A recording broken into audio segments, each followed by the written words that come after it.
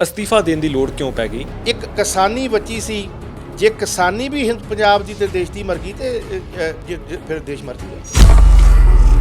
ਕਿ ਰਾਜਨੀਤੀ ਦੀ ਹੋਲੀ ਗੁਲਾਲ ਨਾਲ ਖੇਡਣੀ ਚਾਹੀਦੀ ਆ, ਗੋਹਾ ਘੋਲ ਕੇ ਨਹੀਂ ਇੱਕ ਦੂਜੇ ਤੇ ਪਾਉਣਾ ਚਾਹੀਦਾ।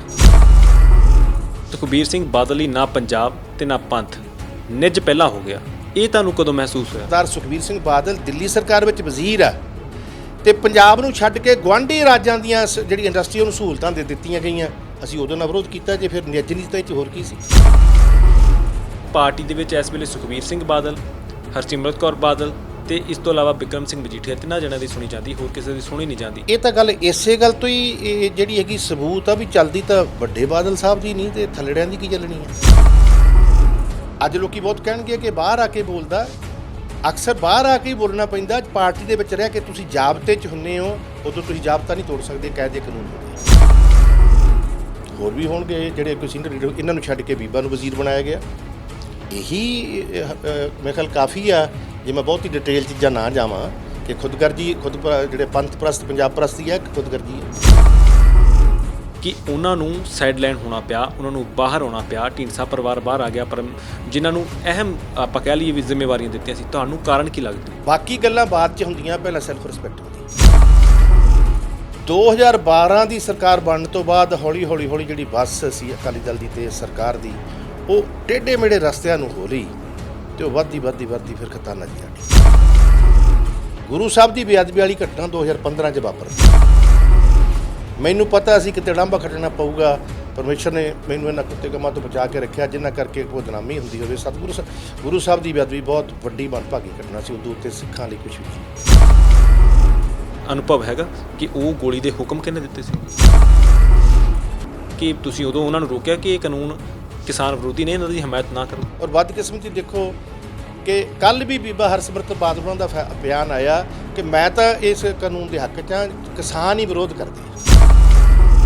ਫਿਰ ਇਹ ਦੋਹਰੀ ਜਿਹੜੀ ਹੈਗੀ ਡਬਲ ਸਟੈਂਡਰਡ ਜਿਹੜਾ ਹੈਗਾ, ਫਿਰ ਮੇਰੇ ਸਾਡੇ ਵਰਗੇ ਬੰਦੇ ਹੋਰ ਬਹੁਤ ਸਾਨੂੰ ਫਿਰ ਐਂ ਲੋਕ ਪ੍ਰੇਰ ਕਰਕੇ ਮੈਂ ਉਹਦਾ ਬਾਕੀ ਬਣ ਨਹੀਂ ਸਕਦਾ। ਕਦੇ ਕਿਸਾਨਾਂ ਦੇ ਹੱਕ 'ਚ ਬੋਲਣਾ ਵੀ ਚਾਹੁੰਦੇ ਨੇ, ਪਰ ਕਦੇ ਜ਼ੁਬਾਨ ਦੱਬ ਲੈਂਦੇ ਨੇ। ਤੁਹਾਨੂੰ ਕੀ ਲੱਗਦਾ ਕਿ ਕਾਰਨ ਕੀ ਨੇ? ਪਿੱਛੋਂ ਕੋਈ ਪ੍ਰੈਸ਼ਰ ਹੈਗਾ ਇਸ ਵੇਲੇ? ਭਾਜਪਾ ਦਾ ਪ੍ਰੈਸ਼ਰ ਹੈ? ਭਾਰਤੀ ਜਨਤਾ ਪਾਰਟੀ ਦਾ ਲੀਡਰਸ਼ਿਪ ਦਾ, ਪ੍ਰਾਈਮ ਮਿਨਿਸਟਰ ਸਾਹਿਬ ਦਾ ਹੈ ਕਿ ਜਿਹੜੇ ਸੂਬੇ ਵਿੱਚ ਵੀ ਕੋਈ ਮਾੜਾ ਮੋਟਾ ਸੱਜਾ ਖੱਬਾ ਲੀਡਰ ਬੋਲਦਾ, ਉਹ ਇੱਕ ਕੇਂਦਰ ਦੀਆਂ ਏਜੰਸੀਆਂ ਵਗੈਰਾ ਜੋ ਸੱਜਾ ਖੱਬਾ ਉੱਥੇ ਕਦੇ ਚੂੜੀ ਚਾੜੀ ਟੈਟ ਕਰ ਦਿੰਦੇ ਆ। ਇੱਕੋ ਇੱਕ ਸਿਧਾਂਤ ਰਹਿ ਗਿਆ ਕਿ ਵੋਟਾਂ ਲਓ, ਕਿਵੇਂ ਲਓ, ਕਿਸ ਤਰ੍ਹਾਂ ਲਓ, ਰਾਜ ਸੱਤਾ 'ਤੇ ਕਾਬਜ ਹੋਵੋ। ਤੁਹਾਨੂੰ ਕੀ ਲੱਗਦਾ ਤੁਹਾਡੀਆਂ ਅੱਖਾਂ ਦੇ ਸਾਹਮਣੇ ਖੇਰੂ ਹੋ ਰਿਹਾ ਉਹ ਅਕਾਲੀ ਦਲ ਜਿਹੜਾ 1920 ਦੇ ਵਿੱਚ ਬਣਿਆ ਸੀ, 2020 ਦੇ ਵਿੱਚ ਉਹ ਖੇਰੂ ਹੋ ਰਿਹਾ? ਅਕਾਲੀ ਦਲ ਦਾ ਆਧਾਰ ਤਾਂ ਜਾਂ ਪੰਥਕ ਵੋਟ ਸੀ ਜਾਂ ਕਿਸਾਨੀ ਸੀ। ਅਸੀਂ ਤਾਂ ਦੋਵੇਂ ਗਵਾਲੇ ਤੇ ਰਾਜਪਾ ਕਿੱਥੋਂ ਭਾਲਦੇ ਹਾਂ? ਅਕਾਲੀ ਦਲ ਜਿਹੜੀ ਲੀਡਰਸ਼ਿਪ ਆ ਉਹਨਾਂ ਨਾਲ ਉਹੀ ਹੋ ਰਹੀ ਹੈ। ਅਸੀਂ ਗੰਢੇ ਵੀ ਖਾਧੇ, ਡੰਡੇ ਵੀ ਖਾ ਰਹੇ ਹਾਂ ਤੇ 100 ਰੁਪਈਆ ਵੀ ਦੇਵਾਂਗੇ। ਇਹ ਸਾਰਾ ਕੁਝ ਕਰਕੇ ਜਿਹੜੀ ਹੈਗੀ ਆ ਸਭ ਕੁਝ ਗਵਾ ਕੇ ਜਿਹੜਾ ਹੈਗਾ ਅਸਤੀਫੇ ਦੇ ਕੇ ਘਰ ਨੂੰ ਆ ਕੇ ਤੇ ਕੀ ਫਾਇਦਾ ਹੋ ਗਿਆ? ਰੋਜ਼ਾਨਾ ਸਪੋਕਸਮੈਨ ਦੇਖ ਰਹੇ ਸਾਰੇ ਦਰਸ਼ਕਾਂ ਦਾ ਸਵਾਗਤ। ਦੋਸਤੋ, ਪੰਜਾਬ ਦੀ ਸਿਆਸਤ ਵੱਖ-ਵੱਖ ਮਸਲਿਆਂ ਨੂੰ ਲੈ ਕੇ ਗਰਮਾਈ ਹੋਈ ਹੈ ਤੇ ਅਕਾਲੀ ਦਲ ਇਸ ਵਕਤ ਕਿਤੇ ਨਾ ਕਿਤੇ ਚਾਰੇ ਪਾਸਿਓਂ ਘਿਰਦਾ ਨਜ਼ਰ ਆ ਰਿਹਾ, ਕਿਉਂਕਿ ਪਿਛਲੇ ਦਿਨਾਂ ਦੇ ਵਿੱਚ ਜੋ ਵੀ ਕਾਰਵਾਈਆਂ ਹੋਈਆਂ ਉਹ ਕਿਤੇ ਨਾ ਕਿਤੇ ਅਕਾਲੀ ਦਲ ਦੇ ਲਈ ਕਾਫੀ ਨੁਕਸਾਨਦੇਹ ਸਾਬਿਤ ਹੋ ਰਹੀਆਂ ਨੇ। ਹਾਲ ਹੀ ਦੀ ਅਸੀਂ ਗੱਲ ਕਰੀ ਤਾਂ ਸੁਖਬੀਰ ਸਿੰਘ ਬਾਦਲ ਦੇ ਜਿਹੜੇ ਪੋਲੀਟੀਕਲ ਐਡਵਾਈਜ਼ਰ ਸੀਗੇ, ਪੋਲੀਟੀਕਲ ਸਕੱਤਰ ਸੀਗੇ, ਉਹਨਾਂ ਦੇ ਵੱਲੋਂ ਅਸਤੀਫਾ ਦਿੱਤਾ ਗਿਆ। ਉਸ ਅਸਤੀਫੇ ਦੇ ਵਿੱਚ ਬਹੁਤ ਸਾਰੀਆਂ ਇੱਦਾਂ ਦੀਆਂ ਗੱਲਾਂ ਸੀ ਜਿਹੜੀਆਂ ਕਈ ਸਵਾਲ ਖੜੇ ਕਰਦੀਆਂ ਸੀ। ਸਾਡੇ ਨਾਲ ਅੱਜ ਪਰਮਜੀਤ ਸਿੰਘ ਸਿੱਧਵਾਂ ਨੇ। ਗੱਲਬਾਤ ਕਰਕੇ ਸਮਝਣ ਦੀ ਕੋਸ਼ਿਸ਼ ਕਰਾਂਗੇ ਕਿ ਅਸਤੀਫਾ ਦੇਣ ਦੀ ਲੋੜ ਕਿਉਂ ਪੈ ਗਈ। ਸਰ, ਅਸਤੀਫਾ ਦੇਣ ਦੀ ਲੋੜ ਕਿਉਂ ਪੈ ਗਈ? ਕੀ ਕਾਰਨ ਲੱਗੇ ਤੁਹਾਨੂੰ? ਤੁਹਾਡਾ ਇੱਕ ਪੱਤਰ ਜਿਹੜਾ ਆਇਆ ਉਹਦੇ ਵਿੱਚ ਬਹੁਤ ਸਾਰੇ ਸਵਾਲ ਨੇ। ਕੀ ਕਾਰਨ ਤੁਹਾਨੂੰ ਮੁੱਖ ਲੱਗੇ ਵੀ ਹੁਣ ਆਣ ਕੇ ਤੁਹਾਨੂੰ ਅਸਤੀਫਾ ਦੇਣਾ ਪਿਆ? ਮਿਹਰਬਾਨੀ, ਤੁਹਾਡਾ ਧੰਨਵਾਦ ਪਹਿਲਾਂ ਤਾਂ ਜੀ, ਤੁਹਾਡਾ ਔਰ ਤੁਹਾਡੀ ਸਾਰੀ ਟੀਮ ਦਾ, ਸਾਰੇ ਸਰੋਤਿਆਂ ਦਾ। ਮੈਂ 1975 ਦਾ ਰਾਜਨੀਤੀ 'ਚ ਹਾਂ ਜੀ, ਜਦੋਂ ਐਮਰਜੈਂਸੀ ਲੱਗੀ, ਔਰ ਅੱਜ ਤੱਕ ਮੇਰੀ ਰਾਜਨੀਤਿਕ ਜਿਹੜੀ ਜ਼ਿੰਦਗੀ ਹੈ ਖੁੱਲ੍ਹੀ ਕਿਤਾਬ ਆ। ਮੈਂ ਰਾਜਨੀਤੀ, ਮੇਰੀ ਕੋਈ ਨਾ ਮਜਬੂਰੀ ਆ ਨਾ ਮੇਰੀ ਕੋਈ ਦੁਕਾਨਦਾਰੀ ਆ। ਮੈਂ ਰਾਜਨੀਤੀ ਸੇਵਾ ਭਾਵਨਾ ਵਾਲੀ, ਇੱਕ ਮਨ 'ਚ ਸ਼ੌਕ ਹੈ ਕਿ ਲੋਕਾਂ ਲਈ ਜੇ ਕੁਝ ਕਹਿ ਸਕਦੇ ਹੋਵਾਂ, ਬੋਲ ਸਕਦੇ ਹੋਈਏ, ਕੁਝ ਕਰਦੇ ਹੋਈਏ, ਉਹ ਕਰਨਾ ਚਾਹੀਦਾ। ਅਕਸਰ ਇਹ ਗੋਡ ਗਿਫਟਡ ਹੀ ਹੋਏਗਾ ਪਰਮਾਤਮਾ ਵੱਲੋਂ, ਬੰਦਾ ਤਾਂ ਕੀ ਕਰ ਸਕਦਾ ਹੁੰਦਾ। ਤਾਂ ਉਹਦੇ ਕਰਕੇ ਮੇਰਾ ਜਿਹੜਾ ਹੈਗਾ ਰਾਜਨੀਤਿਕ ਪਾਰਟੀਆਂ, ਮਤਲਬ ਅਕਾਲੀ ਦਲ 'ਚ ਮੈਂ ਉਦੋਂ ਤਾਂ ਰਿਹਾ, ਔਰ ਵਿੱਚੋਂ ਥੋੜ੍ਹਾ ਸਮਾਂ ਮੇਰੇ ਮਤਭੇਦ ਹੋਏ 96 97 ਦੇ ਵਿੱਚ ਮੈਂ ਉਦੋਂ 96 ਵਿੱਚ ਛੱਡ ਕੇ ਅਕਾਲੀ ਦਲ ਅਸੀਂ 98 ਵਿੱਚ ਲੋਕ ਭਲਾਈ ਪਾਰਟੀ ਬਣਾ ਲਈ। ਰਾਮੋਲੀ ਸਾਹਿਬ ਉਹਦੇ ਪ੍ਰਧਾਨ ਬਣੇ। ਰਾਮੋਲੀ ਸਾਹਿਬ ਨਾਲ ਮੇਰਾ ਪੁਰਾਣਾ ਨੇੜਤਾ ਸੀ, ਪਿਆਰ ਸੀ ਸਾਡਾ। ਜਦੋਂ ਐਮਰਜੈਂਸੀ ਲੱਗੀ ਉਦੋਂ ਆਲ ਇੰਡੀਆ ਸਿੱਖ ਸਟੂਡੈਂਟ ਤੇ ਯੂਥ ਫੈਡਰੇਸ਼ਨ ਇਕੱਠੀ ਹੁੰਦੀ ਸੀ। ਇਹ ਮੇਰਠ ਤੋਂ ਲਾ ਕਰਕੇ ਉਹਦੇ ਪ੍ਰਧਾਨ ਹੁੰਦੇ ਸੀ, ਮੈਂ ਇਹਨਾਂ ਦਾ ਸਾਥੀ ਸੀ ਉੱਥੇ।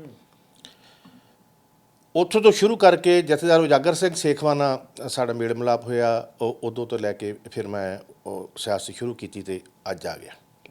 ਮੈਂ ਸ਼ੁਰੂ ਤੋਂ ਇਸ ਗੱਲ ਦਾ ਧਾਰ ਨਹੀਂ ਰਿਹਾ, ਮੈਂ ਕਦੇ ਵੀ ਪਾਰਟੀ ਵਿੱਚ MLA ਬਣਨਾ, MP ਬਣਨਾ, ਵਜ਼ੀਰ ਬਣਨਾ ਜਾਂ ਸੱਜਾ ਖੱਬਾ ਕਰਨਾ ਮੇਰੀ ਰਾਜਨੀਤੀ ਦਾ ਹਿੱਸਾ ਨਹੀਂ ਰਿਹਾ ਕਦੇ ਵੀ। ਮੇਰਾ ਹਮੇਸ਼ਾ ਹੁੰਦਾ ਕਿ ਲੋਕਾਂ ਦੀ ਜੋ ਆਵਾਜ਼ ਆ ਉਹ ਲੀਡਰ ਤੱਕ ਪਹੁੰਚਾਓ, ਉਹਨੂੰ ਜਿਹੜਾ ਕਨਵਿੰਸ ਕਰਾਓ ਕਿ ਲੋਕਾਂ ਦੀ ਆ ਭਾਵਨਾਵਾਂ, ਅੱਗੇ ਫੈਸਲਾ ਤਾਂ ਲੀਡਰ ਨੇ ਕਰਨਾ ਹੁੰਦਾ। ਸਮੇਂ ਫਿਰ ਦੁਬਾਰਾ ਮੈਨੂੰ ਸਰਦਾਰ ਸੁਖਬੀਰ ਸਿੰਘ ਬਾਦਲ ਸਾਹਿਬ ਨੇ 2004 ਵਿੱਚ ਦੁਬਾਰਾ ਅਕਾਲੀ ਦਲ ਵਿੱਚ ਲਿਆਂਦਾ ਔਰ ਉਦੋਂ ਤੋਂ ਲੈ ਕੇ ਮੈਂ ਅਸਤੀਫਾ ਦੇਣ ਤੱਕ ਉਹਨਾਂ ਦੇ ਨਾਲ ਪਾਰਟੀ ਦਾ ਉਹਨਾਂ ਦੇ ਐਜ ਪਰ ਪਾਰਟੀ ਪ੍ਰਧਾਨ ਵੀ ਪੋਲੀਟੀਕਲ ਸੈਕਟਰੀ ਰਿਹਾ ਔਰ ਸਰਕਾਰ ਵਿੱਚ ਵੀ ਜਦੋਂ ਡਿਪਟੀ ਸੀਐਮ ਬਣੇ ਉਦੋਂ ਤੱਕ ਮੈਂ ਉਹਨਾਂ ਨਾਲ ਸਿਆਸੀ ਸਕੱਤਰ ਅਫੀਸ਼ਰ ਵੀ ਰਿਹਾ। ਤਾਂ ਇਹ ਮੈਂ ਸਿਧਾਂਤਕ ਬੰਦਾ ਜੀ। ਜਿਹੜੀਆਂ ਹਰ ਪਾਰਟੀ ਦੀ ਇੱਕ ਆਈਡੀਆਲੋਜੀ ਹੁੰਦੀ ਆ। ਹਰ ਪਾਰਟੀ ਦੇ ਰਾਜਨੀਤੀ ਵਿੱਚ ਦੋ ਪ੍ਰੋਗਰਾਮ ਬਣਾਏ ਜਾਂਦੇ ਆ, ਦੋ ਕਿਸਮ ਦੀ ਪਾਲਿਸੀ ਬਣਾਈ ਜਾਂਦੀ ਹੈ। ਇੱਕ ਤਾਂ ਤੁਹਾਡੀ ਪਾਲਿਸੀ ਸਿਧਾਂਤਕ ਹੁੰਦੀ ਆ, ਜਿਹੜੀ ਤੁਹਾਡੇ ਮੈਨੀਫੈਸਟੋ ਵਿੱਚ ਵੀ ਹੁੰਦੀ ਆ, ਜਿਹੜਾ ਤੁਹਾਡਾ ਸਿਧਾਂਤ ਹੁੰਦਾ ਤੁਸੀਂ ਉਹ ਤੋਂ ਇੱਧਰ ਉੱਧਰ ਨਹੀਂ ਜਾ ਸਕਦੇ। ਇੱਕ ਇਹ ਲੰਮੇ ਸਮੇਂ ਲਈ ਹੁੰਦੀ ਆ। ਇੱਕ ਥੋੜ ਚਿਰੀ ਹੁੰਦੀ ਆ, ਜਿਵੇਂ ਕੋਈ ਇਲੈਕਸ਼ਨ ਆ ਗਿਆ, ਬਾਈ ਇਲੈਕਸ਼ਨ ਆ ਗਿਆ, ਕੋਈ ਹੋਰ ਚੀਜ਼ ਆ ਗਈ, ਉਹਦੇ ਵਿੱਚ ਤੁਸੀਂ ਕਿਵੇਂ ਅਚੀਵ ਕਰਨਾ, ਕੀ ਰਣਨੀਤੀ ਬਣਾਉਣਾ, ਕੀ ਹੋਣਾ, ਉਹ ਥੋੜ ਚਿਰੀ ਹੋ ਸਕਦੀ ਆ। ਉਹ 'ਚ ਤੁਸੀਂ ਬਦਲਾਅ ਹੁੰਦੇ ਰਹਿੰਦੇ ਆ। ਤੋ ਅਕਾਲੀ ਦਲ ਦੀ ਜਿਹੜੀ ਰਾਜਨੀਤੀ ਆ, ਅਕਾਲੀ ਦਲ ਪਹਿਲਾਂ ਤਾਂ ਰਾਜਨੀਤਿਕ ਹੈ ਨਹੀਂ ਸੀ, ਗੁਰਦੁਆਰਾ ਸੁਧਾਰ ਲਹਿਰ 'ਚੋਂ ਨਿਕਲਿਆ।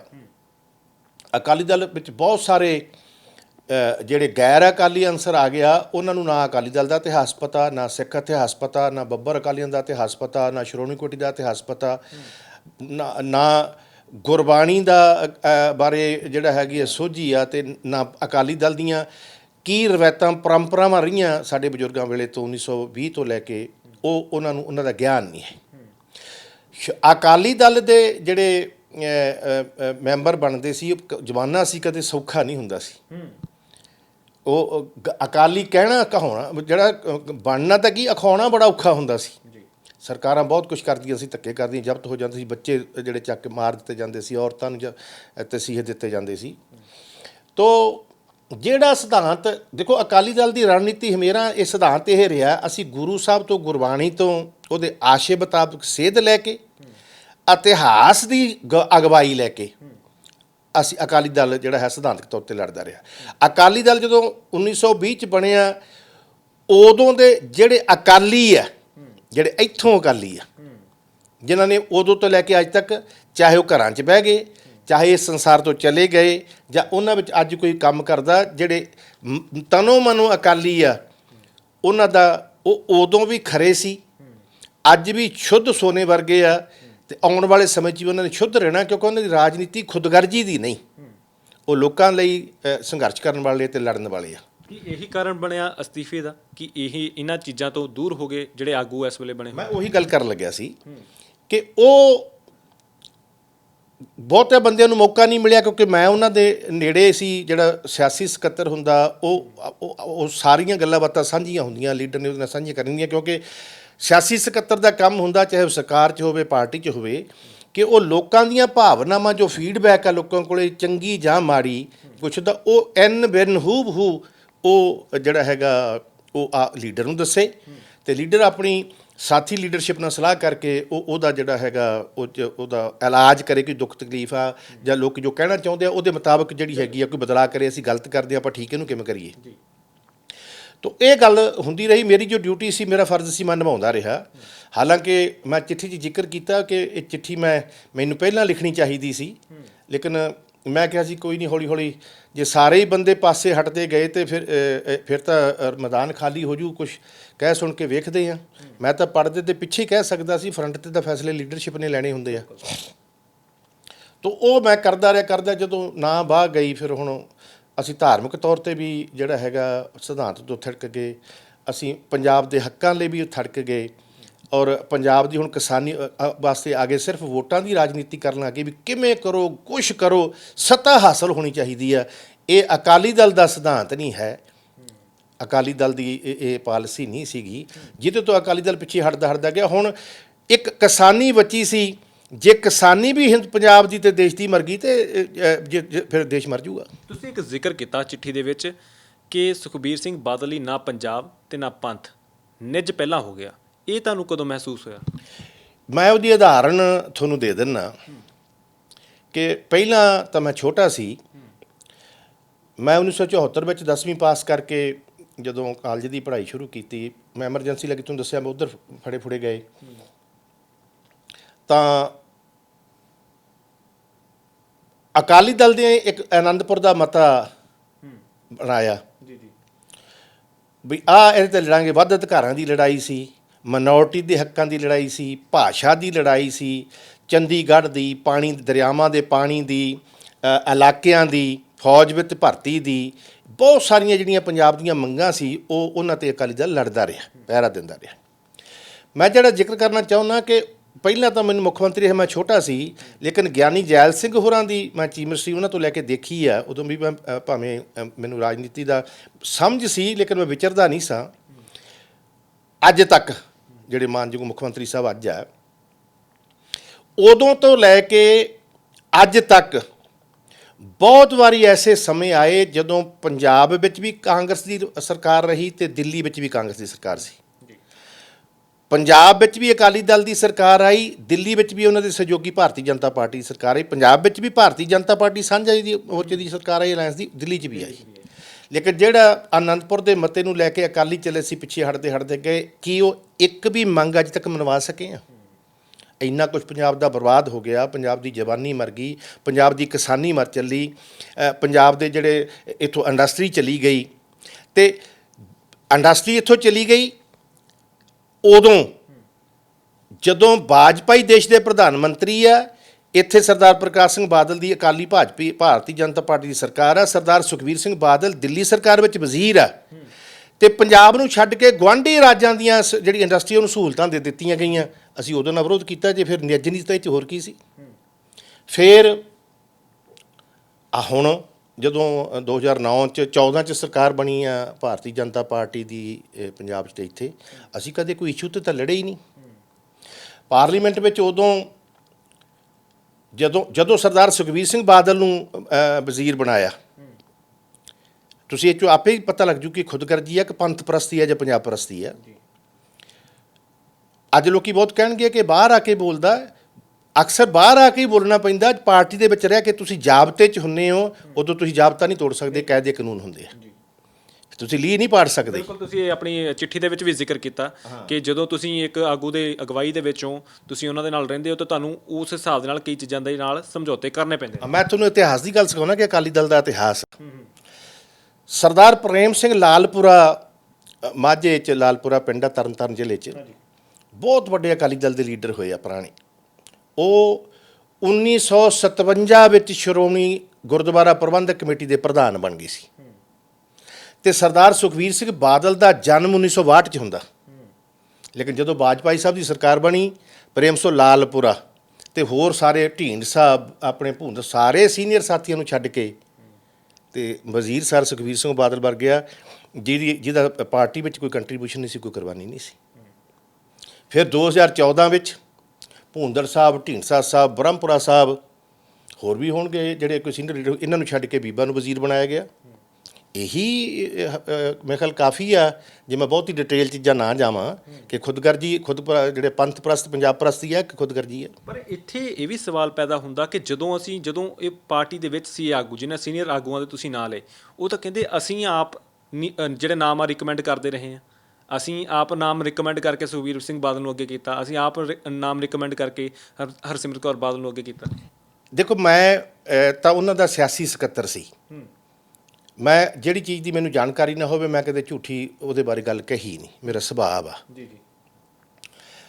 ਇਹ ਫੈਸਲੇ ਤਾਂ ਉਹ ਜਿਹੜੇ ਦੂਜੇ ਲੀਡਰ ਵੱਡੇ ਬੋਲਦੇ ਆ, ਉਹ ਤਾਂ ਕੋਰ ਕਮੇਟੀ ਦੇ ਮੈਂਬਰ ਸੀ ਬਾਦਲ ਸਾਹਿਬ ਦੇ ਉਸ ਸਮੇਂ ਦੇ ਜਿਹੜੇ ਸਾਥੀ ਆ। ਕੋਰ ਕਮੇਟੀ 'ਚ ਵੱਡੀ ਲੀਡਰਸ਼ਿਪ ਹੁੰਦੀ ਆ। ਮੈਂ ਕੋਰ ਕਮੇਟੀ ਦਾ ਮੈਂਬਰ ਨਹੀਂ ਸਾਂ, ਮੈਂ ਉਹਨਾਂ ਨਾਲ ਐਸੋਸੀਏਟ ਸੀ, ਲੇਕਿਨ ਕੋਰ ਕਮੇਟੀ ਦੀ ਮੀਟਿੰਗ ਵਿੱਚ ਮੈਂ ਨਹੀਂ ਸੀ ਜਾ ਸਕਦਾ, ਇਹ ਮੇਰਾ ਅਧਿਕਾਰ ਨਹੀਂ ਸੀ। ਤੇ ਇਹ ਫੈਸਲੇ ਜਿਹੜੀਆਂ ਗੱਲਾਂ ਉਹ ਦੂਜੇ ਲੀਡਰ ਕਹਿੰਦੇ ਆ, ਉਹ ਉਹਨਾਂ ਨੇ ਕੋਰ ਕਮੇਟੀ 'ਚ ਕਹੀਆਂ ਹੋਣਗੀਆਂ, ਮੈਨੂੰ ਉਹਦੀ ਇਨਫੋਰਮੇਸ਼ਨ ਨਹੀਂ ਹੈ ਜੀ, ਕਿਉਂਕਿ ਉਹਨਾਂ ਨੇ ਕਹੀਆਂ ਨਹੀਂ ਕਹੀਆਂ। ਅਕਸਰ ਜੇ ਵੱਡੇ ਲੋਕ ਕਹਿੰਦੇ ਤਾਂ ਕਹੀਆਂ ਹੋਣਗੀਆਂ, ਜੇ ਨਹੀਂ ਕਹੀਆਂ ਤਾਂ ਫਿਰ ਵੀ ਉਹਨਾਂ ਨੂੰ ਪਤਾ ਹੋਊਗਾ। ਸਿੱਧਵਾਂ ਸਾਹਿਬ, ਜੇ ਇਹਨਾਂ ਆਗੂਆਂ ਦੀ ਜਿਨ੍ਹਾਂ ਦਾ ਤੁਸੀਂ ਜ਼ਿਕਰ ਕੀਤਾ, ਬ੍ਰਹਮਪੁਰਾ ਸਾਹਿਬ ਸੀਨੀਅਰ ਸੀਗੇ, ਢੀਂਡਸਾ ਸਾਹਿਬ ਸੀਨੀਅਰ ਸੀਗੇ, ਇਸ ਤੋਂ ਇਲਾਵਾ ਹੋਰ ਵੀ ਬਹੁਤ ਸਾਰੇ ਸੀਨੀਅਰ ਆਗੂ ਜਿਹੜੇ ਅਕਾਲੀ ਦਲ ਤੋਂ ਵੱਖ ਹੁੰਦੇ ਚਲੇ ਜਾ ਰਹੇ ਨੇ, ਬਹੁਤ ਸਾਰੇ ਆਗੂ ਹੁਣ ਤੱਕ ਵੱਖ ਹੋ ਚੁੱਕੇ ਨੇ, ਕੀ ਕਾਰਨ ਰਹੇ ਕਿ ਉਹਨਾਂ ਨੂੰ ਸਾਈਡਲਾਈਨ ਹੋਣਾ ਪਿਆ, ਉਹਨਾਂ ਨੂੰ ਬਾਹਰ ਆਉਣਾ ਪਿਆ? ਢੀਂਡਸਾ ਪਰਿਵਾਰ ਬਾਹਰ ਆ ਗਿਆ, ਪਰ ਜਿਨ੍ਹਾਂ ਨੂੰ ਅਹਿਮ ਆਪਾਂ ਕਹਿ ਲਈਏ ਵੀ ਜ਼ਿੰਮੇਵਾਰੀਆਂ ਦਿੱਤੀਆਂ ਸੀ, ਤੁਹਾਨੂੰ ਕਾਰਨ ਕੀ ਲੱਗਦੇ ਨੇ? ਦੇਖੋ, ਮੇਰਾ ਇਹ ਮੰਨਣਾ ਹੋ ਕੋਈ ਬਹੁਤ ਸਾਰੇ ਲੋਕ ਮੇਰੀ ਗੱਲ ਨਾਲ ਸਹਿਮਤ ਵੀ ਹੋਣਗੇ, ਅਸਹਿਮਤ ਵੀ ਹੋ ਸਕਦੇ ਆ। ਸਰਦਾਰ ਪ੍ਰਕਾਸ਼ ਸਿੰਘ ਬਾਦਲ ਇੱਕ ਐਸੀ ਸ਼ਖਸੀਅਤ ਆ, ਪਰਸਨੈਲਿਟੀ ਆ, ਉਹ ਜਾਤੀ ਤੌਰ 'ਤੇ ਉਹਨਾਂ 'ਚ ਬਹੁਤ ਸਾਰੇ ਗੁਣ ਵੀ ਹੋ ਸਕਦੇ ਆ, ਬਹੁਤ ਸਾਰੇ ਔਗਣ ਵੀ ਹੋ ਸਕਦੇ ਆ। ਇਹ ਤਾਂ ਵਿਅਕਤੀਗਤ ਹੋ ਗਏ ਨਾ ਕਿਸੇ ਦੇ। ਲੇਕਿਨ ਸਰਦਾਰ ਪ੍ਰਕਾਸ਼ ਸਿੰਘ ਐਜ ਲੀਡਰ, ਉਹਦੇ 'ਚ ਬਹੁਤ ਸਾਰੀਆਂ ਖੂਬੀਆਂ।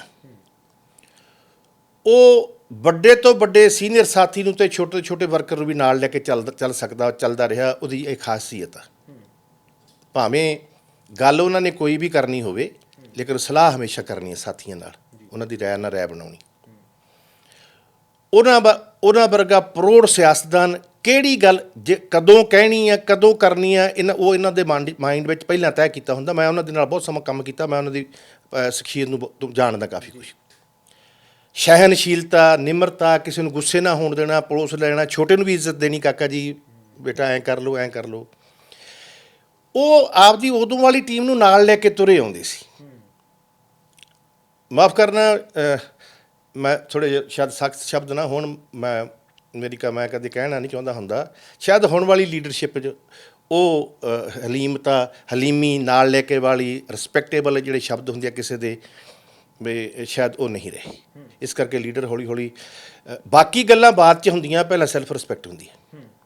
ਇਸ ਕਰਕੇ ਹੋ ਸਕਦਾ ਜੀ ਉਹ ਹੌਲੀ ਹੌਲੀ ਬਾਹਰ ਚਲੇ ਗਏ। ਜੇ ਅਸੀਂ ਪੂਰੇ ਪੰਜਾਬ ਦੀ ਗੱਲ ਕਰੀਏ, 2015 ਦੇ ਵਿੱਚ ਜਿਹੜੀ ਬੇਅਦਬੀ ਘਟਨਾ ਹੁੰਦੀ ਹੈ, ਉਹਨੂੰ ਲੈ ਕੇ ਬਹੁਤ ਵੱਡੇ ਪੱਧਰ 'ਤੇ ਸਵਾਲ ਉੱਠਦੇ ਨੇ ਕਿ ਸ਼੍ਰੋਮਣੀ ਅਕਾਲੀ ਦਲ ਕਿਤੇ ਨਾ ਕਿਤੇ ਉਸ ਘਟਨਾ ਦੇ ਕਰਕੇ ਸਭ ਤੋਂ ਵੱਡਾ ਖਾਮਿਆਜ਼ਾ ਜੇ 2017 ਦੀਆਂ ਚੋਣਾਂ ਦੇ ਵਿੱਚ ਭੁਗਤਣਾ ਪਾਇਆ ਤਾਂ ਉਹ ਉਹਨਾਂ ਚੋਣਾਂ ਦੇ ਕਰਕੇ ਆ।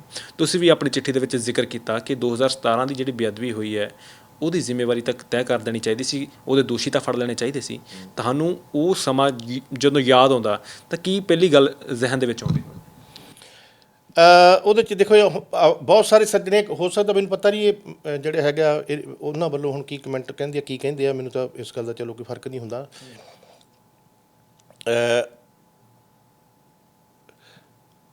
ਕਿਉਂਕਿ ਮੈਂ ਸੋ ਜ਼ਿਕਰ ਕੀਤਾ ਕਿ ਮੈਂ ਪ੍ਰਕਾਸ਼ ਸਿੰਘ ਬਾਦਲ ਹੋਰਾਂ ਨਾਲ, ਵੱਡੇ ਬਾਲ ਸਾਹਿਬ ਨਾਲ ਕੰਮ ਕੀਤਾ। ਅਨੁਭਵ ਹੋ ਜਾਂਦਾ ਬੰਦੇ ਨੂੰ ਵੱਡੀ ਸ਼ਖਸੀਅਤ ਨਾਲ ਰਹਿ ਕੇ ਕੰਮ ਕਰਨ ਦਾ। 2012 'ਚ ਜਦੋਂ ਦੁਬਾਰਾ ਸਰਕਾਰ ਬਣੀ, ਉਦੋਂ ਅਕਾਲੀ ਦਲ ਦੀ ਤੇ ਸਰਕਾਰ ਦੀ ਗੱਡੀ ਐਂ ਚੱਲਣ ਲੱਗ ਗਈ। ਇੱਕ ਤਾਂ ਬੱਸ ਹੁੰਦੀ ਹੈ ਨਾ, ਜਿਹੜੀ ਸਰਦਾਰ ਪ੍ਰਕਾਸ਼ ਸਿੰਘ ਬਾਦਲ ਵੇਲੇ ਜਿਹੜੀ ਬੱਸ ਚੱਲਦੀ ਸੀ, ਉਹ ਜਿਹੜੀ ਰੂਟ 'ਤੇ ਬੱਸਾਂ ਚੱਲਦੀਆਂ ਹੁੰਦੀਆਂ, ਉਹਦਾ ਡਰਾਈਵਰ 60 ਸਵਾਰੀਆਂ ਬੈਠੀਆਂ ਹੁੰਦੀਆਂ, ਵਿੱਚ ਜ਼ਿੰਮੇਵਾਰੀ ਨਾਲ ਆਪਦੀ ਨਾਲ ਹਾਰਨ ਵਜਾਉਣਾ, ਸੱਜੇ ਕਰਨਾ, ਖੱਬੇ ਕਰਨਾ, ਬੜੇ ਸੰਭਲ ਕੇ ਵੀ ਗੱਡੀ ਸੱਟ ਨਾ ਲੱਗ ਜੇ, ਫਿਰ ਲੱਗ ਜੇ, ਲੈ ਕੇ ਜਾਂਦਾ ਰਿਹਾ ਜੀ। ਉਹੀ ਇੱਕ ਡਰਾਈਵਰ ਹੁੰਦਾ, ਬੱਸ ਉਹੀ ਹੁੰਦੀ ਆ। ਜਿਹੜਾ ਵਿਆਹ 'ਚ ਚਲਿਆ ਜਾਂਦਾ, ਫਿਰ ਉੱਥੇ ਕੋਈ ਮਾੜਾ ਮੋਟਾ ਸੱਜਾ ਖੱਬਾ ਨਸ਼ਾ ਪੱਤਾ ਕਰ ਲੈਂਦਾ, ਉਹ ਫਿਰ ਉਹਨੂੰ 60 ਸਵਾਰੀਆਂ ਦੀ ਪਰਵਾਹ ਨਹੀਂ ਹੁੰਦੀ, ਉਹ ਆਪ ਦਾ ਦੱਬੀ ਆਉਂਦਾ ਜੋ ਕੁਛ ਉਹਨੂੰ ਹੁੰਦਾ ਵਾ।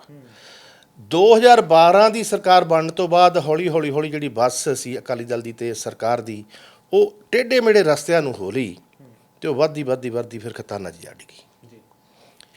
ਮੈਂ ਉਦੋਂ ਤੋਂ ਹੀ ਹੌਲੀ ਆਪ ਦਾ ਸੰਕੋਚ ਕਰ ਲਿਆ। ਮੈਂ ਜਿਵੇਂ ਕਿਹਾ ਕਿ ਮੈਂ ਪਾਰਟੀਆਂ ਇੱਕ ਦਿਨ ਨਹੀਂ ਬਣ ਜਾਂਦੀਆਂ, ਬਾਰ-ਬਾਰ ਪਾਰਟੀਆਂ ਬਦਲ ਨਹੀਂ ਹੁੰਦੀਆਂ ਜਿਨ੍ਹਾਂ ਲਈ ਕੰਮ ਕੀਤਾ ਹੁੰਦਾ।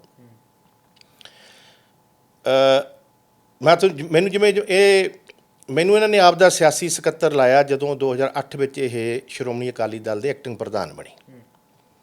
ਫਿਰ 9 ਵਿੱਚ ਇਹ ਡਿਪਟੀ ਮੁੱਖ ਮੰਤਰੀ ਬਣ ਗਏ ਪੰਜਾਬ ਦੇ, ਅਤੇ ਇਹਨਾਂ ਨੇ ਮੈਨੂੰ ਸਰਕਾਰ ਵਿੱਚ ਹੀ ਸਿਆਸੀ ਪੋਲੀਟੀਕਲ ਸੈਕਟਰੀ ਲਾ ਲਿਆ। ਫਿਰ ਜਦੋਂ ਰਿਜ਼ਾਈਨ ਦੇਤਾ ਫਿਰ ਹੋ ਗਿਆ, ਫਿਰ ਹੋ ਗਿਆ। 2012 ਦੀ ਜਦੋਂ ਸਰਕਾਰ ਆਈ, ਫਿਰ 2014 ਵਿੱਚ ਇਹਨਾਂ ਨੇ ਸਾਡੀ ਅਪੁਆਇੰਟਮੈਂਟ ਕੀਤੀ, ਜੋ ਸਾਡਾ ਸਟਾਫ ਜੋ ਪੋਲੀਟੀਕਲ ਐਸੋਸੀਏਟ ਕਰਨਾ ਹੁੰਦਾ। 2009 ਤੋਂ 12 ਤੱਕ ਮੈਂ ਪੰਜਾਬ ਸਰਕਾਰ ਤੋਂ ਤਨਖਾਹ ਲੈਂਦਾ ਰਿਹਾ। 15,000 ਰੁਪਈਆ ਮੈਨੂੰ ਯਾਦ ਆ ਉਦੋਂ ਤਨਖਾਹ ਸੀ ਜੋ ਮੈਂ ਲੈਂਦਾ ਸੀ, ਮੇਰੀ ਬੈਂਕ ਅਕਾਊਂਟ ਜਾਂਦੀ ਸੀ। ਮੈਨੂੰ ਗੱਡੀ ਦਿੱਤੀ ਸਰਕਾਰ ਨੇ, ਗੱਡੀ ਦਾ ਤੇਲ, ਡਰਾਈਵਰ, ਇਹ ਸਹੂਲਤਾਂ ਮੈਂ ਲਈਆਂ। ਉਦੋਂ ਵੀ ਜਿਹੜੇ ਲੀਡਰ ਆ ਉਹ ਹੋਰ ਕਿਸਮ ਦੇ ਹੁੰਦੇ ਆ, ਮੂਹਰੇ ਟੂ ਵੱਜਦੀ ਜਾਂਦੀ ਆ, ਮਗਰ ਸਕਾਊਟ ਲੱਗੀ ਆ, ਪਾਈਟ ਲੱਗੀ ਆ, ਮੈਂ ਉਹ ਕਦੇ ਨਹੀਂ ਲਈ। ਮੈਂ ਰਿਹਾਇਸ਼ ਨਹੀਂ ਲਈ ਸੀ ਕਦੇ, ਸਰਕਾਰੀ ਕੋਠੀ ਨਹੀਂ ਲਈ, ਦਫ਼ਤਰ ਨਹੀਂ ਲਿਆ, ਸਟਾਫ ਨਹੀਂ ਲਿਆ।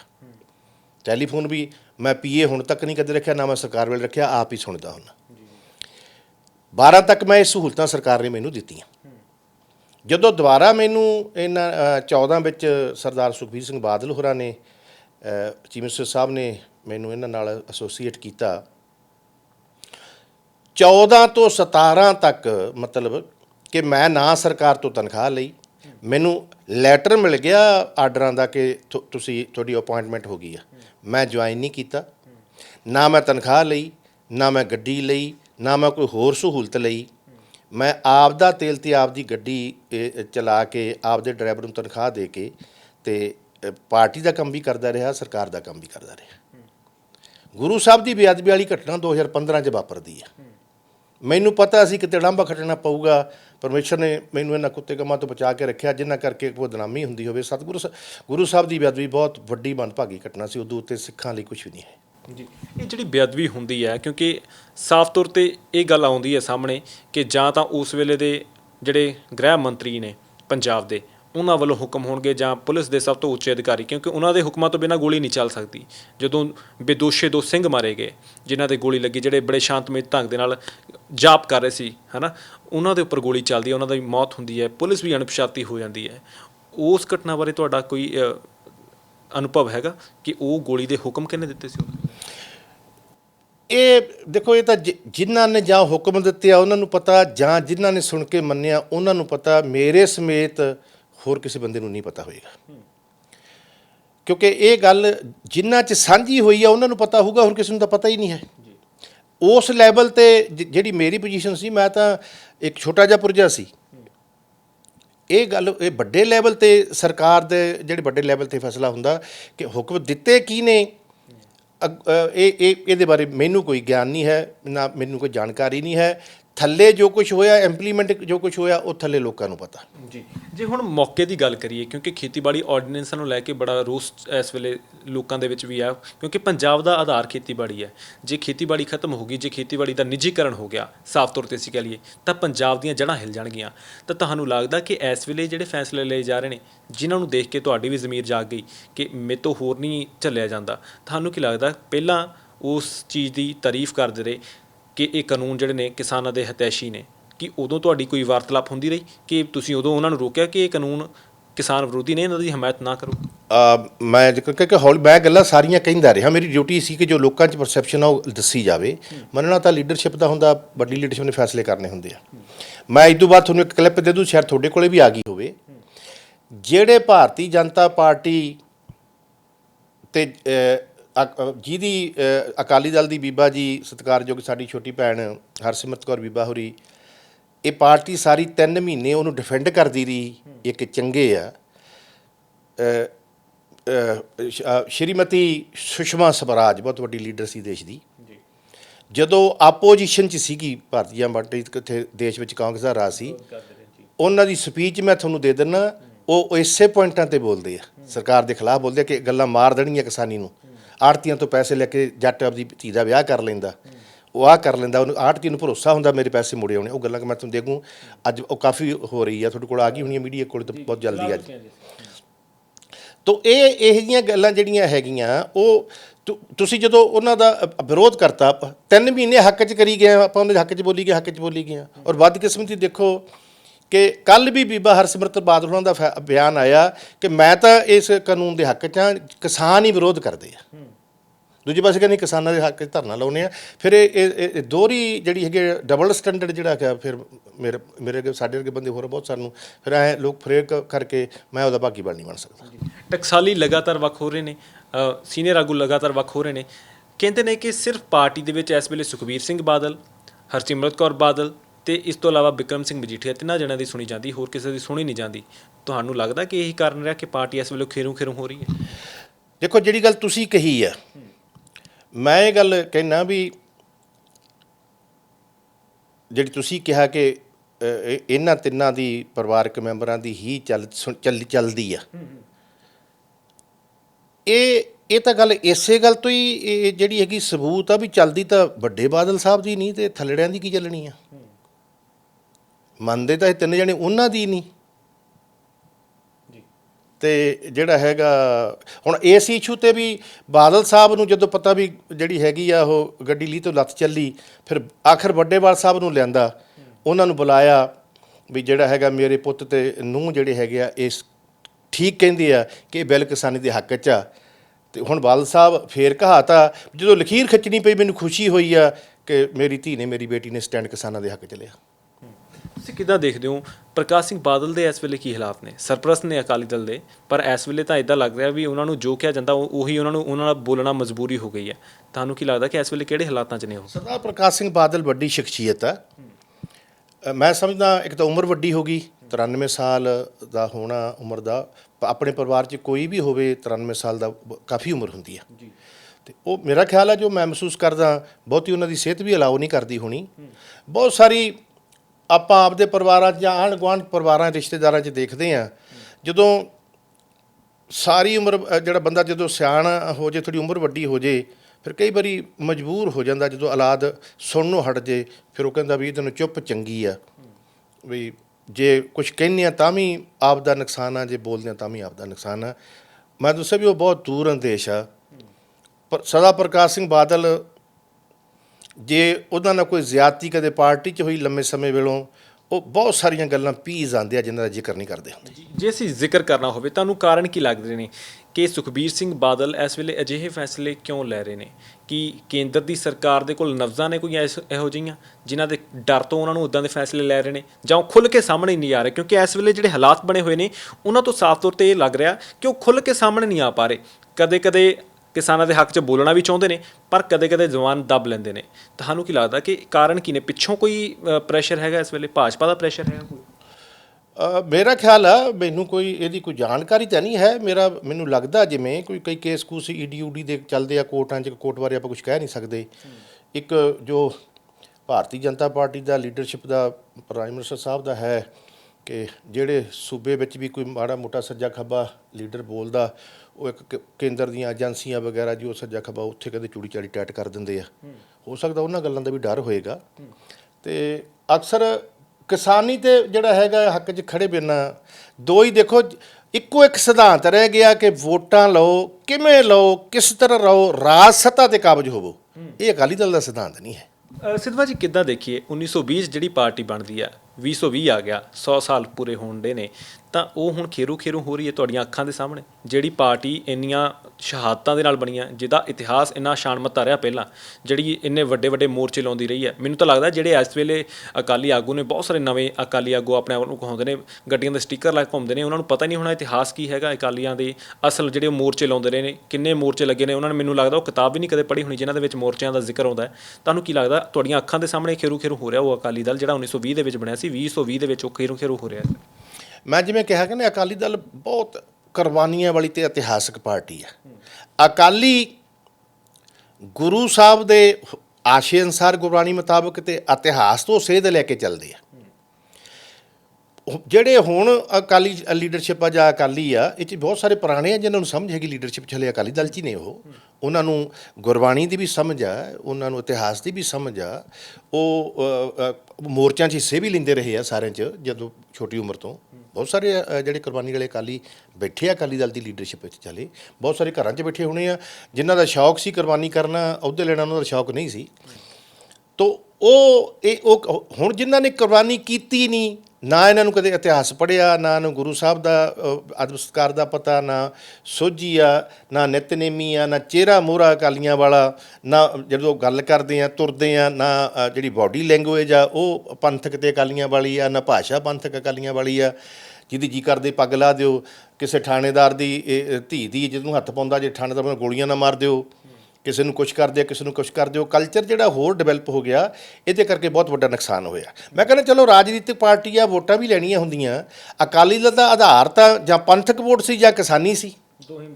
ਅਸੀਂ ਤਾਂ ਦੋਵੇਂ ਗਵਾਲੇ ਤੇ ਰਾਜਪਾ ਕਿੱਥੋਂ ਭਾਲਦੇ ਆ। ਵੱਡੇ ਸੀਨੀਅਰ ਆਗੂ ਜਿਹੜੇ ਨੇ, ਅੱਜ ਵੀ ਸਟੇਜ ਲੱਗੀ ਸੀ ਉਹਦੇ ਵਿੱਚ ਭੁੰਦੜ ਸਾਹਿਬ ਸਟੇਜ ਤੇ ਚੜ੍ਹ ਕੇ ਬੀਬਾ ਹਰਸਿਮਰਤ ਕੌਰ ਬਾਦਲ ਦੀ, ਸੁਖਬੀਰ ਸਿੰਘ ਬਾਦਲ ਦੀ ਤਾਰੀਫ ਕਰਦੇ ਨਜ਼ਰ ਆਏ। ਭੁੰਦੜ ਸਾਹਿਬ ਦਾ ਕੀ ਇਸ ਵਿੱਚ ਆਪਾਂ ਕਹਿ ਲਈਏ ਮਨਸੂਬਾ ਹੈਗਾ, ਜਾਂ ਉਹਨਾਂ ਨੂੰ ਕੀ ਨਜ਼ਰ ਆਉਂਦਾ ਕਿ ਉਹ ਹੱਲੇ ਵੀ ਉਹਨਾਂ ਦੋਹਾਂ ਆਗੂਆਂ ਦੇ ਹੱਕ 'ਚ ਬੋਲ ਰਹੇ ਨੇ? ਮੈਂ ਜਿਵੇਂ ਪਹਿਲਾਂ ਜ਼ਿਕਰ ਕੀਤਾ ਕਿ ਜਿੰਨਾ ਚਿਰ ਮੈਂ ਅਕਾਲੀ ਦਲ ਦੇ ਵਿੱਚ ਰਿਹਾ, ਅਸਤੀਫਾ ਨਹੀਂ ਦਿੱਤਾ, ਜਾਬਤੇ 'ਚ ਰਹਿ ਕੇ ਪਾਰਟੀ ਦੇ ਮੁਤਾਬਕ ਚੱਲਣਾ ਪੈਂਦਾ, ਉਵੇਂ ਬੋਲਣਾ ਪੈਂਦਾ। ਉਹ ਜਿੰਨਾ ਚਿਰ ਪਾਰਟੀ ਦੇ ਵਿੱਚ ਆ, ਉਹਨਾਂ ਚਿਰ ਉਹ ਪਾਰਟੀ ਜਾਬਤੇ ਤੋਂ ਬਾਹਰ ਜਾ ਕੇ ਨਹੀਂ ਬੋਲ ਸਕਣਗੇ। ਇੱਕ ਜਿਵੇਂ ਪੁਰਾਣੀਆਂ ਪੰਥਕ ਰਵਾਇਤਾਂ ਤੇ ਪਰੰਪਰਾਵਾਂ ਨੇ ਅਕਾਲੀ ਦਲ ਦੀਆਂ, ਜਿਨ੍ਹਾਂ ਦਾ ਹੁਣ ਕਹਾਣ ਹੋ ਗਿਆ, ਇਵੇਂ ਪਾਰਟੀ ਦੇ ਡਿਸਿਪਲਿਨ ਦੀਆਂ ਵਿਦਨ ਪਾਰਟੀ ਇੱਕ ਪਰੰਪਰਾਵਾਂ ਰਵਾਇਤਾਂ ਹੁੰਦੀਆਂ। ਲੀਡਰਸ਼ਿਪ ਨੂੰ ਉਹਨਾਂ ਦਾ ਪਾਲਣ ਕਰਨਾ ਪੈਂਦਾ। ਜਿਹੜੀ ਵੱਡੀ ਲੀਡਰਸ਼ਿਪ ਆ, ਜਿਨ੍ਹਾਂ ਦਾ ਤੁਸੀਂ ਜ਼ਿਕਰ ਕੀਤਾ, ਉਹਨਾਂ ਨੂੰ ਇਸ ਗੱਲ ਦਾ ਪਤਾ ਕਿ ਪਾਰਟੀ ਜਾਬਤੇ ਵਿੱਚ ਰਹਿ ਕੇ ਫੈਸਲਾ ਪਾਰਟੀ ਪ੍ਰਧਾਨ ਦਾ ਕੁਝ ਵੀ ਹੋਵੇ, ਉਹਨੂੰ ਹੀ ਡਿਫੈਂਡ ਕਰਨਾ ਹੁੰਦਾ। ਜੇ ਅਸੀਂ ਅਖੀਰ ਤੇ ਗੱਲ ਕਰੀਏ, ਤੁਸੀਂ ਜਿਹੜੀ ਚਿੱਠੀ ਲਿਖੀ ਉਹਦੇ ਵਿੱਚ ਹਰੇਕ ਗੱਲ ਦਾ ਜ਼ਿਕਰ ਕੀਤਾ ਕਿ ਅਕਾਲੀ ਦਲ ਨੂੰ ਇੱਥੋਂ ਅਟਾਰੀ ਬਾਰਡਰ ਤੋਂ ਲੈ ਕੇ ਪੰਜਾਬ ਦੇ ਵਿੱਚ ਤਾਂ ਭਾਜਪਾ ਚੰਗੀ ਲੱਗਦੀ ਹੈ, ਹਰਿਆਣੇ ਦੇ ਵਿੱਚ ਮਾੜੀ ਲੱਗਣ ਲੱਗ ਜਾਂਦੀ ਹੈ, ਉਸ ਤੋਂ ਬਾਅਦ ਕੇਂਦਰ 'ਚ ਜਾਂਦੇ ਉੱਥੇ ਫੇਰ ਚੰਗੀ ਲੱਗਦੀ ਹੈ। ਇਹ ਡਬਲ ਸਟੈਂਡਰਡ ਹੋ ਗਿਆ ਫਿਰ? ਦੋਵਾਂ ਪੱਖਾਂ ਤੇ ਦੇਖੋ ਨਾ ਜੀ। ਜਿਹੜੀ ਮੈਂ ਜ਼ਿਕਰ ਕੀਤਾ ਕਿ ਇੱਕ ਲੰਮੀ ਪਾਲਿਸੀ ਹੁੰਦੀ ਹੈ, ਉਹ 'ਚ ਸਾਡੇ ਅਨੰਦਪੁਰ ਦਾ ਸਾਹਿਬ ਤੇ ਵੱਧ ਅਧਿਕਾਰ ਤੇ ਮੰਗਾਂ ਜੀ, ਜਿਹੜਾ ਸਾਰਾ ਕੁਝ ਸੀ ਉਹ ਸੀ। ਅਸੀਂ ਉਹ ਤੋਂ ਵੀ ਪਿੱਛੇ ਹਟ ਕੇ ਜਿਹੜੀ ਲੰਮੇ ਸਮੇਂ ਦੀ ਪਾਲਿਸੀ ਸੀ, ਸਾਡਾ ਸਿਧਾਂਤ ਸੀ। ਜਿਹੜੀ ਥੋੜੇ ਸਮੇਂ ਦੀ ਪਾਲਿਸੀ ਸੀ, ਰਾਜ ਭਾਗ ਵਾਲੀ, ਅਸੀਂ ਉਹ ਤੋਂ ਵੀ ਥਿੜਕ ਗਏ। ਦਿੱਲੀ 'ਚ ਸਾਡਾ ਅਲਾਇੰਸ ਆ, ਪੰਜਾਬ 'ਚ ਸਾਡਾ ਅਲਾਇੰਸ ਆ। ਉਹ ਕਹਿੰਦੇ ਸਾਡਾ 9 ਮਾਸ ਦਾ ਰਿਸ਼ਤਾ ਜੀ, ਅਸੀਂ ਹਿੰਦੂ ਸਿੱਖ ਏਕਤਾ ਦੇ ਪ੍ਰਤੀਕ ਆ। ਤੇ ਇੱਥੇ ਜਾ ਕੇ ਹਿੰਦੂ ਏਕਤਾ ਟੁੱਟ ਜਾਂਦੀ ਹੈ ਹਰਿਆਣੇ 'ਚ। ਫਿਰ ਉੱਥੇ 9 ਮਾਸ, ਫਿਰ 9 ਤੇ ਮਾਸਾ ਡੋਡੀ ਕਰਕੇ ਵਿਚਰਦੇ ਆ। ਗਾ ਦਿੱਲੀ ਜਾ ਕੇ ਬੇਕਟਾ ਕਰ ਲੈਂਦੇ ਆ। ਇਹ ਜਿਹੜਾ ਅਸਤੀਫਾ ਹੋਇਆ, ਅਸਤੀਫੇ ਦੇ ਨਤੀਜੇ ਤੁਹਾਨੂੰ ਕੀ ਲੱਗਦੇ ਨੇ? ਹੁਣ ਕੀ ਨਿਕਲਣ ਲੱਗੇ? ਕਿਉਂ ਅਸਤੀਫਾ ਹੋਇਆ? ਕਿ ਐਨਡੀਏ ਦਾ ਸਾਥ ਛੱਡ ਦੇਣਾ ਚਾਹੀਦਾ ਸੀ ਇਸ ਵੇਲੇ? ਇੱਕ ਮੈਂ ਜੋ 10ਵੀਂ 'ਚ ਪੜ੍ਹਦਾ ਹੁੰਦਾ ਸੀ ਨਾ ਜੀ, ਇੱਕ ਸਾਨੂੰ ਅੰਗਰੇਜ਼ੀ ਦੀ ਕਹਾਣੀ ਹੁੰਦੀ ਸੀ, ਓਨੀਅਨ ਥੀਫ, ਗੰਢਿਆਂ ਦਾ ਚੋਰ। ਉਹਦੇ 'ਚ ਹੁੰਦਾ ਕਿ ਕੋਈ ਬੰਦਾ ਗੰਢੇ ਚਰਾ ਲੈਂਦਾ, ਉਹਨੂੰ ਸਜ਼ਾ ਮਿਲ ਜਾਂਦੀ ਹੈ, ਫੜਿਆ ਜਾਂਦਾ ਵੀ ਜਾਂ ਤਾਂ 100 ਗੰਢੇ ਖਾ ਲਾ, ਜਾਂ 100 ਡੰਡੇ ਖਾ ਲਾ, ਜਾਂ 100 ਰੁਪਈਆ ਦੇ ਦੇ। ਉਹ ਕਹਿੰਦਾ ਮੈਂ ਗੰਢੇ ਖਾ ਲੂੰਗਾ। 1-2 ਗੰਢੇ ਖਾ ਕੇ ਮੂੰਹ, ਗੰਢੇ ਬੰਦਾ ਕਿਵੇਂ ਖਾ ਸਕਦਾ 100? ਫਿਰ ਕਹਿੰਦਾ ਮੈਂ 100 ਛਿੱਤਰ ਖਾ ਲੂੰਗਾ, 4-5-10 ਛਿੱਤਰ ਖਾ ਕੇ ਕਹਿੰਦਾ ਮੈਂ 100 ਰੁਪਈਏ ਹੀ ਦੇ ਦੂੰਗਾ। ਅਕਾਲੀ ਦਲ ਜਿਹੜੀ ਲੀਡਰਸ਼ਿਪ ਆ, ਉਹਨਾਂ ਨਾਲ ਉਹੀ ਹੋ ਰਹੀ ਹੈ। ਅਸੀਂ ਗੰਢੇ ਵੀ ਖਾਧੇ, ਡੰਡੇ ਵੀ ਖਾ ਰਹੇ ਹਾਂ, ਤੇ 100 ਰੁਪਈਆ ਵੀ ਦੇਵਾਂਗੇ। ਇਹ ਸਾਰਾ ਕੁਝ ਕਰਕੇ ਜਿਹੜੀ ਹੈਗੀ ਆ, ਸਭ ਕੁਝ ਗਵਾ ਕੇ ਜਿਹੜਾ ਹੈਗਾ ਅਸਤੀਫੇ ਦੇ ਕੇ ਘਰ ਨੂੰ ਆ ਗਏ, ਤੇ ਕੀ ਫਾਇਦਾ ਹੋ ਗਿਆ? ਕਦੇ ਆਪਣਾ ਇਤਿਹਾਸਕਾਰ ਲਿਖਦੇ ਹੁੰਦੇ ਸੀ ਕਿ ਘਰੋਂ ਗਏ ਸੀ ਫਰੰਗੀ ਦੇ ਮਾਰ ਨੂੰ, ਸਗੋਂ ਕੁੰਜੀਆਂ ਹੱਥ ਫੜਾ ਆਏ। ਰਾਜ ਭਾਗ ਅਸੀਂ 25 ਸਾਲ ਕਰਨਾ, ਤੇ ਕਮਿਟਮੈਂਟ ਪੰਜਾਬ ਲਈ 25 ਮਿੰਟਾਂ ਦੀ ਵੀ ਹੈ ਨਹੀਂ ਜੀ। ਸਰ, ਜੇ ਤੁਹਾਡੇ ਉਸ ਪੱਤਰ ਦੀ ਗੱਲ ਕਰੀਏ, ਅਖੀਰ ਦੇ ਵਿੱਚ ਤੁਸੀਂ ਇੱਕ ਜ਼ਿਕਰ ਕੀਤਾ ਕਿ ਤੁਸੀਂ ਭਰੋਸੇ ਦੇ ਵਿੱਚ ਲੈ ਕੇ ਮੈਨੂੰ ਬਹੁਤ ਸਾਰੇ ਆਪਣੇ ਸਿਆਸੀ ਭੇਦ ਦਿੱਤੇ ਨੇ, ਤੇ ਮੈਂ ਉਹ ਭੇਦ ਹਮੇਸ਼ਾ ਲਈ ਭੇਦ ਰੱਖਾਂਗਾ। ਕਿ ਇਹ ਭੇਦ ਇਸ ਲਈ ਹੈ ਕਿ ਤੁਹਾਨੂੰ ਇਸ ਵੇਲੇ ਲੱਗਦਾ ਕਿ ਉਹ ਭੇਦ ਤੁਹਾਡੇ ਕਿਸੇ ਨਾ ਕਿਸੇ ਕੰਮ ਹੋਣਗੇ? ਦੇਖੋ, ਉਸ ਚਿੱਠੀ ਨੂੰ ਮੇਰੀ ਨੂੰ ਪੜ੍ਹਨ ਵਾਲੇ ਮਾਫ ਕਰਨਾ, ਉਹਦਾ ਕੋਈ ਵੀ ਮਤਲਬ ਕੱਢ ਲੈਣ, ਮੈਨੂੰ ਤਾਂ ਹਰ ਬੰਦੇ ਨੇ ਆਪੋ ਆਪਣੀ ਕਰਨਾ ਹੁੰਦਾ। ਉਹ ਇਹ ਹੁੰਦਾ ਕਿ ਜਿਹੜਾ ਲੀਡਰ ਹੁੰਦਾ ਤੇ ਜਿਹੜਾ ਉਹਦਾ ਸਿਆਸੀ ਸਕੱਤਰ ਹੁੰਦਾ, ਉਹ ਬਹੁਤ ਫਰੈਂਡਲੀ ਹੁੰਦੇ ਆ। ਕਮਰੇ 'ਚ ਬੈਠੇ ਆਫ ਦੀ ਰਿਕਾਰਡ ਵੀ ਬਹੁਤ ਕੁਛ ਜਿਹੜਾ ਹੈਗਾ ਗੱਲਾਂ ਬਾਤਾਂ ਹੋ ਜਾਂਦੀਆਂ, ਕੋਈ ਆਹ ਹੋ ਫਲਾਨਾ ਕਰ, ਬਹੁਤ ਸਾਰੀ ਹੁੰਦੀਆਂ। ਇੱਕ ਲੀਡਰ ਦਾ ਤੇ ਉਹਦੇ ਸਿਆਸੀ ਸਕੱਤਰ ਦਾ ਕੋਈ ਗੱਲ ਅਭੇਦ ਨਹੀਂ ਹੁੰਦੀ, ਉਹ ਸਾਂਝੀ ਕਰਕੇ ਹੀ ਕਰਨੀ ਹੁੰਦੀ ਹੈ।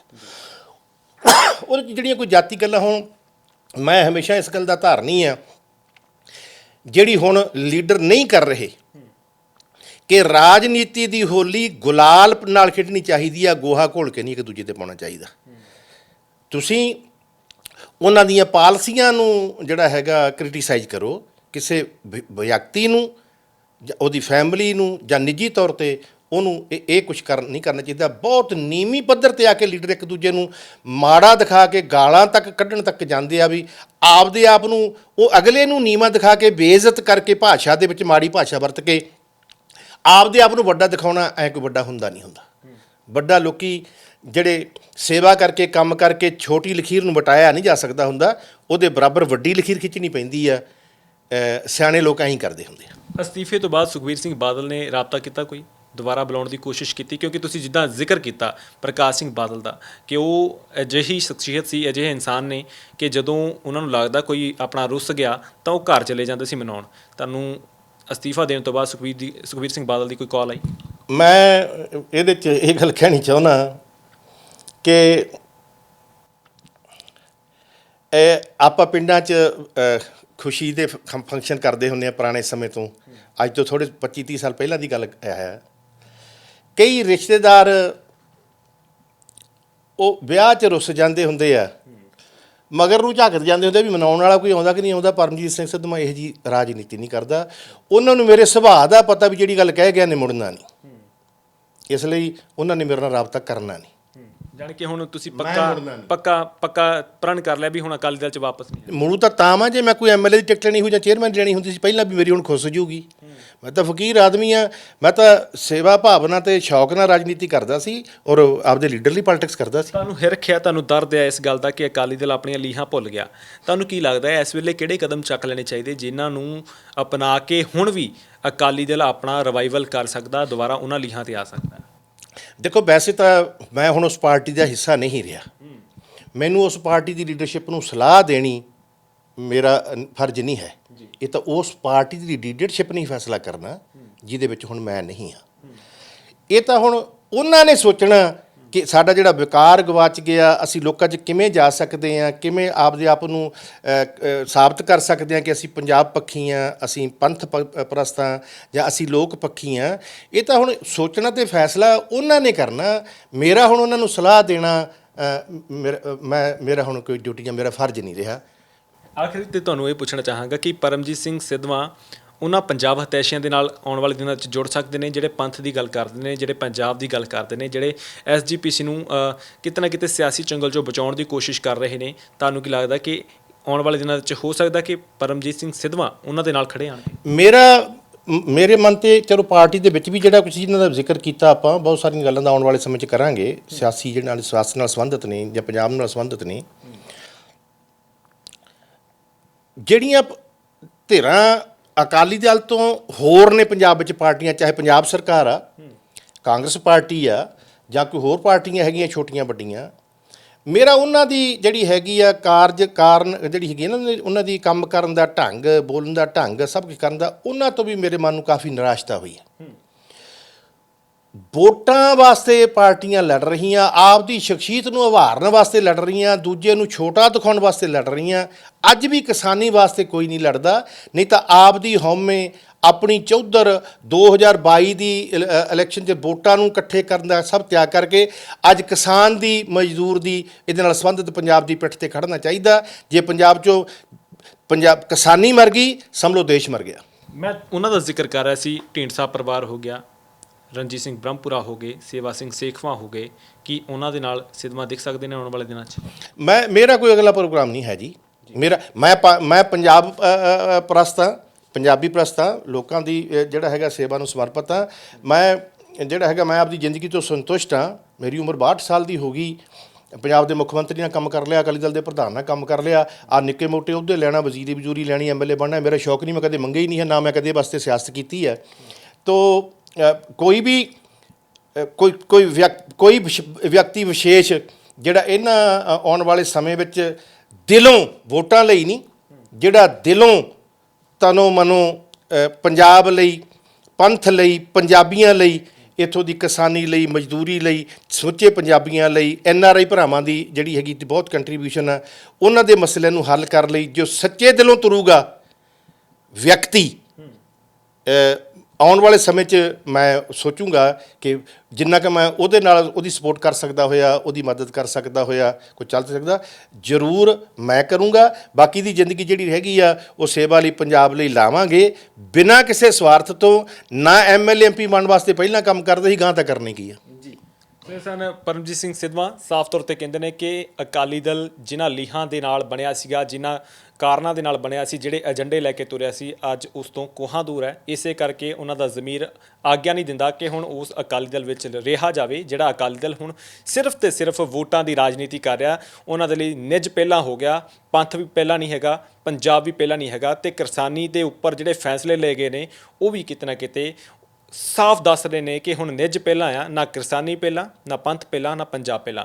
ਫਿਲਹਾਲ ਸਾਫ਼ ਤੌਰ 'ਤੇ ਇਹ ਵੀ ਕਿਹਾ ਕਿ ਜੇ ਆਉਣ ਵਾਲੇ ਦਿਨਾਂ ਦੇ ਵਿੱਚ ਕੋਈ ਪੰਥ ਪ੍ਰਸਤ ਲੋਕ ਜਾਂ ਕੋਈ ਵੀ ਅਜਿਹਾ ਵਿਅਕਤੀ ਜਿਹੜਾ ਪੰਜਾਬ ਦੇ ਮੁੱਦਿਆਂ ਦੇ ਲਈ, ਖੇਤੀਬਾੜੀ ਦੇ ਮਸਲਿਆਂ ਦੇ ਲਈ, ਐਨਆਰਆਈ ਭਰਾਵਾਂ ਦੇ ਮਸਲਿਆਂ ਦੇ ਲਈ ਆਉਣ ਵਾਲੇ ਦਿਨਾਂ ਵਿੱਚ ਨਿੱਜੀ ਸਵਾਰਥ ਛੱਡ ਕੇ ਅੱਗੇ ਆਉਂਦਾ ਤਾਂ ਉਹਦਾ ਸਾਥ ਜ਼ਰੂਰ ਦੇਣਗੇ। ਸਾਫ਼ ਤੌਰ 'ਤੇ ਵੀ ਕਹਿੰਦੇ ਨੇ ਕਿ ਇਸ ਵੇਲੇ ਜਿਹੜੇ ਹਾਲਾਤ ਨੇ ਉਹਨਾਂ ਦੇ ਵਿੱਚ ਅਕਾਲੀ ਦਲ ਦੀ ਜਿਹੜੀ ਭੂਮਿਕਾ ਆ ਉਹ ਸਵਾਲਾਂ ਦੇ ਘੇਰੇ ਦੇ ਵਿੱਚ ਆ, ਤੇ ਉਹਨਾਂ ਦੇ ਜਵਾਬ ਜਿਹੜੇ ਨੇ ਉਹਨਾਂ ਨੂੰ ਜ਼ਰੂਰ ਦੇਣੇ ਪੈਣਗੇ। ਤੁਹਾਡਾ ਇਸ ਬਾਰੇ ਕੀ ਸੋਚਣਾ, ਕਮੈਂਟ ਬਾਕਸ ਦੇ ਵਿੱਚ ਕਮੈਂਟ ਕਰਕੇ ਜ਼ਰੂਰ ਦੱਸਣਾ। ਫਿਲਹਾਲ ਤੁਹਾਡੇ ਤੋਂ ਆਗੇ ਲੈਂਦੇ ਹਾਂ ਸਹਿਯੋਗੀ ਅਮਰਜੋਤ ਦੇ ਨਾਲ ਹਰਦੀਪ ਸਿੰਘ ਭੋਗਲ, ਸਪੋਕਸਮੈਨ ਟੀਵੀ, ਚੰਡੀਗੜ੍ਹ।